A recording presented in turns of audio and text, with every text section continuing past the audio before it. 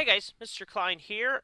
Chapter 10, Lesson 1. We're starting a brand new unit on Earth's past. We're going to go all the way from the creation of the solar system and planet Earth, the forces that took care of that, all the way to our modern time. So we're going to, go like several billion years in about 4 weeks. But our first lesson is on Chapter 10, Lesson 1 on fossils. Yes, fossils, dinosaurs. Yes, we have to use the movie voice, dinosaurs, because dinosaurs are big, massive creatures that's captured our imagination for years upon years upon years. Uh, and what you see right here is actually Sue, the most complete reconstruction. I'm sorry, the most complete skeleton of a Tyrannosaurus Rex that we found.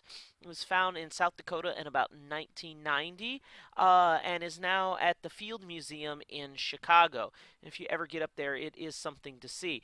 By the end of this lesson, you will be able to answer the following questions. Question number 1 says, what is a fossil? And question number 2 is, what can fossils reveal about Earth's past? So let's get started with our notes. See, the first thing is, branching off our unit talking about the Earth's surface and forces that form it, is that we see that rocks provide clues to Earth's past. Sedimentary rocks, remember, are sediment laid over, compacted, and cemented over time. And because they get laid one on top of the other, they get to give us a good clue as to what life was like once upon a time. Even hundreds of thousands, millions, even billions of years ago, because generally deposition goes one on top of the other. Now, some of the most obvious clues that are present in rocks are what we call fossils. This is really important. Fossils, the preserved remains or evidence of ancient living organisms. Okay, so fossils, the preserved remains or evidence of ancient living organisms. That's not to say that fossils aren't being made now. Some creatures are being, that whenever they die, we talk about how fossils are created. The processes that form fossils still take place today.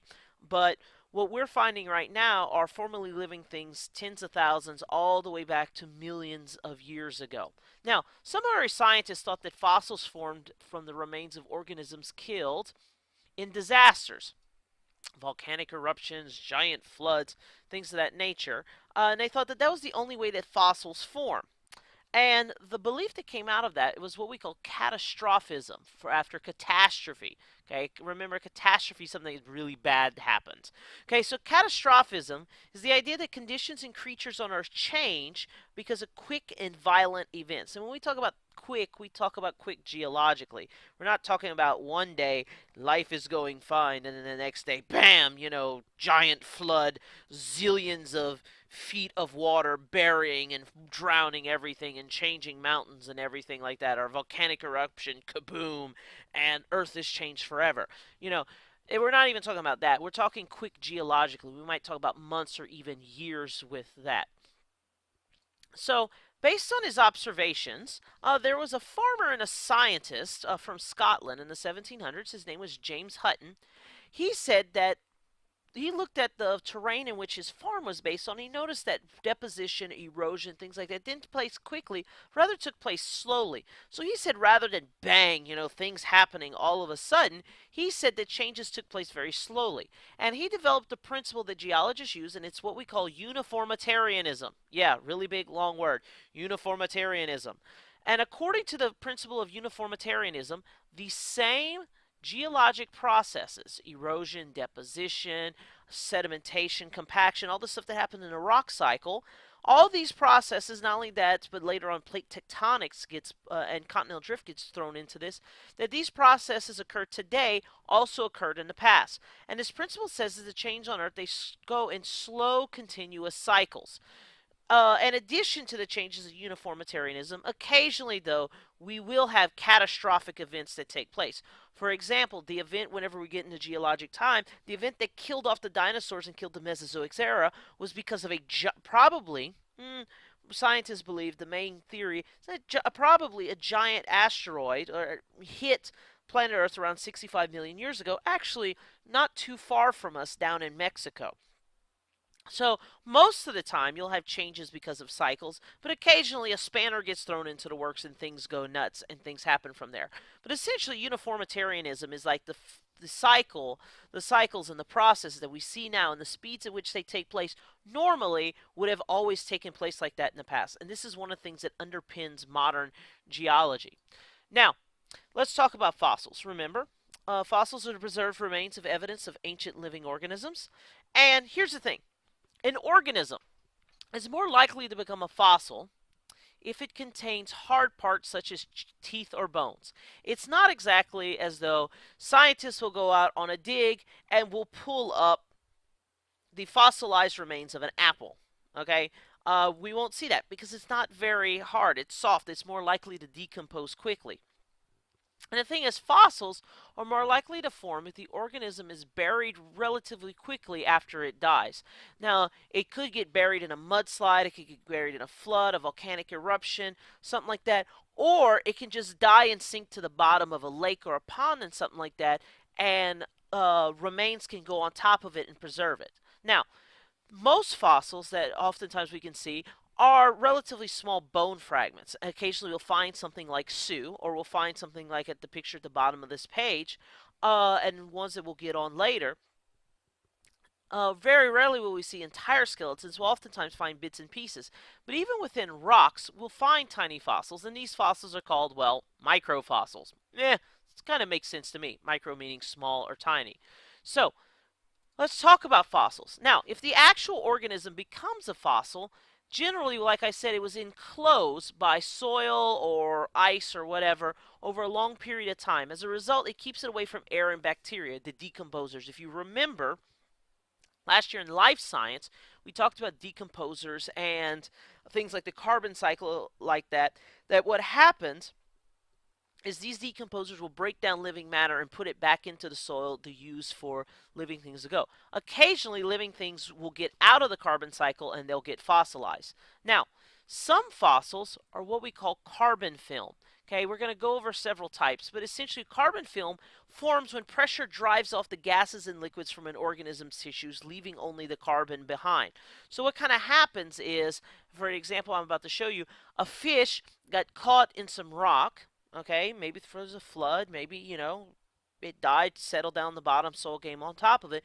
And what happened is, as the cementation, the compaction, and the cementation took place, all that pressure and the heat which the sedimentary rock formed squeezed out all of the water, all of the gases that made up the organism's tissues, and all that was left was the carbon, and the carbon was imprinted. So it's kind of almost like metamorphic rock, how you have one type of rock, heat and pressure applied, and it bends and changes into something else. Okay, so let's look at some types of fossils. Here's two of them. First off, preserved remains. The most recent fossils we'll find are preserved remains. This woolly mammoth was found in Russia. It dates back to about 10,000 years. It was preserved in ice and was actually butchered by humans. Okay, they actually show marks of humans using knives and cuttings in order to cut it and butcher it to take meat. And this was the carcass. This was kind of what was left. It was thrown out in the ice. It got buried by more ice, and it was preserved. And scientists in Russia were able to pull it out. Here's an example of carbon film. Okay, the ancient fish's remains were purged of all liquids and gases due to the heat and pressure during the process of compaction. Okay, so that's two types of fossils. Another type is fossils also will form when minerals in groundwater replace the tissues of dead organisms. Some fossils also are molds. Mold and cast fossils are oftentimes what we'll see. They're impressions of rocks left by ancient organisms, and this is how these form. A mold, it's kind of like a jello mold, okay? So you go to make jello, and you're going to make, like, the Christmas tree. You're going to make it like Christmas time. So you get the mold, and you pour in the jello, you throw it in the fridge, and it hardens up, or gelatinizes.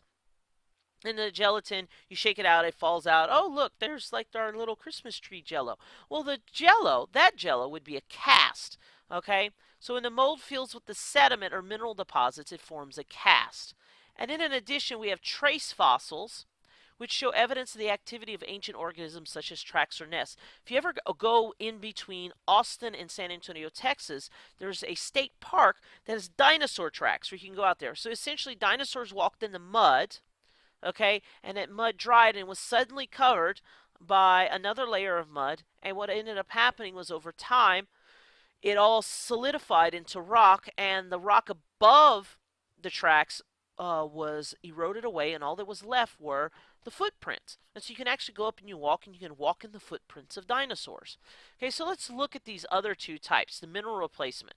In Arizona, there's a national preserve called the Petrified Forest. And essentially, at one time, which we'll get into, the climate of Arizona out west was really different. And they had nice big forests. And so over time, trees died and they fell. And this example of a petrified tree trunk, what happened was it got buried in water, okay, and minerals such as gypsum and halite salt or other minerals that make up rocks got in between the cell walls of the individual plant cells. Okay, remember plant cells have hard cell walls that animal cells don't have. And so what happened is once the minerals got there, okay, they harden up, probably through evaporation or something like that. And the cell walls eventually died off and they were decomposed and they went away. And all that was left was the minerals forming the tree trunk. So that's actually a rock that essentially at one time was the inner workings of a tree. And then here's the example of a trilobite, which is an ancient organism, kind of like a crustacean, with a mold and a cast. If you see it right here, here's the mold. Okay, so this is one type of rock right here, and right here is the cast, which is the other type of rock, which filled in the mold and it was dried out also. Okay, so well, who exactly are the people who study these? Well, paleontologists are scientists who study fossils. Once upon a time, when I was like 5, I wanted to become a paleontologist. I read books on dinosaurs, and I thought dinosaurs were the neatest thing ever. It was like, dinosaurs, rah! And I had like all these books on dinosaurs, and I would read everything I could tell about Triceratops, Protoceratops, all these things, the Permian era, Triassic, Jurassic, Cretaceous, all these stuff that we'll talk about. And I wanted to become a scientist who studied dinosaurs. And I ended up finding out paleontologists are scientists who study fossils. Little would I know that almost 30 years later, I'm teaching kids about paleontology. Anyway, paleontologists are kind of like a mixture of two types of scientists. Paleontologists are geologists because they have to know about rocks because that's where fossils are found, but they're also biologists because they study how these fossils and how they interact in the world they lived in while they were alive. So what they do is paleontologists will compare fossils of ancient organisms with organisms that live today. And because of uniformitarianism, hey, if there's a hot, moist climate, chances are these formerly living organisms act like the ones who live in a hot, moist climate today.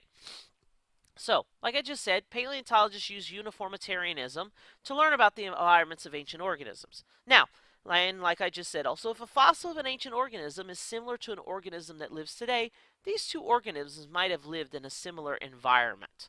Okay? Because of uniformitarianism, climates that we see today probably worked and acted, the biomes and the individual ecosystems probably worked the same, just with different organisms than they do now. Okay? So, let's talk about these. Now, fossils will show that Earth's climate has changed many times in its past. One time, I think 800 million years ago, something like that, they called Earth was a giant snowball because it was really cold. The Permian period, which I'll show you on a map, part of Texas was a giant ocean. Louisiana only didn't exist, where we're at in Louisiana didn't exist until 10,000 years ago. Things like that. And the temperature was really different. I mean, if you watch The Land Before Time or you watch Ice Age, any of those are kind of cartoon versions of climate change and things that happened in the past. So fossils of plants such as ferns indicate that the Earth was warm and humid about 200 million years ago. Remember, ferns are vascular, non-seed bearing plants, and they generally grow in warm areas, all over the tropics. They don't grow in Antarctica. However, we found fossils of ferns. Remember Glossoptera, when we were talking about continental drift, that's what Alfred Wegener used as evidence. So these ferns lived in areas that are really warm now, so we assume that they lived in areas that were really warm back then. So around 200 million years ago, Earth was a lot warmer than it was now. On the other hand, until about 10,000 years ago, there was an era where the Earth was really cold as compared to now, and glaciers covered large portions of the United States and almost all of Canada, which I'll show you guys in a minute. And so, like I said, fossils of organisms like the woolly mammoth, that's what you saw in that picture earlier that was preserved in ice, helped scientists learn about times when the Earth was much cooler. And so we're going to start wrapping this up. You can look at this. See, the Permian Basin, which is out in West Texas, is right here, and where my mouse is at and where I'm clicking, essentially, that's now high mountains, kind of a high plain, and there's mountains and stuff. But about 255 million years ago, that was actually a shallow ocean as compared to now. Okay, so as a result, they have lots of fossils there. There was ocean life that obviously wouldn't be there now. So, and based on what we've seen on the fossils, that ocean life in the Permian Basin is a lot like ocean life now in shallow oceans. And on the other hand, how Earth was cool is right here. All this stuff in dark blue is during the Pleistocene era, which only ended about 10,000 years ago. These were glaciers. Okay, huge moving sheets of ice. Okay, notice right here, where my mouse is at. That's Chicago. Okay, so glaciers went as far south, almost to St. Louis. Okay, so it came relatively close to Louisiana. But remember where we're at in St. Mary Parish, that was only starting just to be filled in about 10,000 years ago. So it was really a swampy, marshy area, kind of like towards Sippermore Point and stuff like that, where there isn't a lot of land there as opposed to now where it's nice and firm. Now, on the other hand, when you look here in Europe, about at the same time where glaciers retreated, came about as far south as St. Louis, most of northern Europe was covered in a giant ice sheet. In fact, in this area of Sweden, Finland, and Norway, the ice sheet was about 600 feet thick in spots. Okay, but over time the climate changed. Earth got warmer over time, and the glaciers retreated to where they are now, where you see, in northern climates in Montana over here, in Alaska, British Columbia, and then the big Greenland ice sheet. So we're going to go into this in more detail as the unit goes along, but this is just kind of setting the stage that how we're able to find out about that information is based on fossils. So let's go ahead and let's answer our questions and wrap this up. By the end of this lesson, you will be able to answer the following questions. Question number 1, what is a fossil? Well, a fossil is the preserved remains or evidence of ancient living organisms. Okay, there could be several types. They can be carbon film, they can be preserved remains, they can be cast in mold, they can be petrified through mineral replacement, or they can even be trace fossils of dinosaur tracks or shells or things like that. And what can fossils reveal about the Earth's past? Well, fossils mainly can tell us about the types of organisms that lived on Earth millions of years ago. But not only that, when we use the concept of uniformitarianism, which is that processes we see on Earth now happened at the same rate and stuff millions of years ago, they give us clues as to what the environments and what Earth's climate and things like that were like back then also. So that's your lesson, Chapter 10, Lesson 1, Fossils. Always have any questions, feel free to let me know. Thanks for watching. Big, massive creatures has captured our imagination for years upon years upon years. And what you see right here is actually Sue, the most complete reconstruction. I'm sorry, the most complete skeleton of a Tyrannosaurus Rex that we found. It was found in South Dakota in about 1990, and is now at the Field Museum in Chicago. And if you ever get up there, it is something to see. By the end of this lesson, you will be able to answer the following questions. Questioning that whenever they die, we talk about how fossils are created. The processes that form fossils still take place today. But what we're finding right now are formerly living things tens of thousands all the way back to millions of years ago. Now, some of our scientists thought that fossils formed from the remains of organisms killed in disasters. Volcanic eruptions, giant floods, things of that nature. And they thought that that was the only way that fossils form. Hey guys, Mr. Klein here.